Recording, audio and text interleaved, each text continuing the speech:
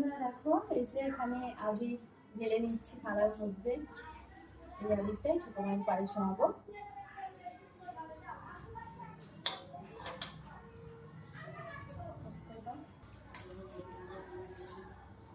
হয়ে গেছে, সাজিয়ে নিয়েছি।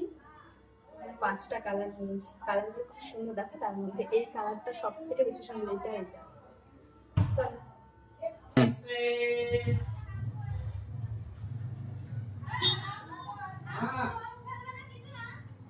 আইসক্রিম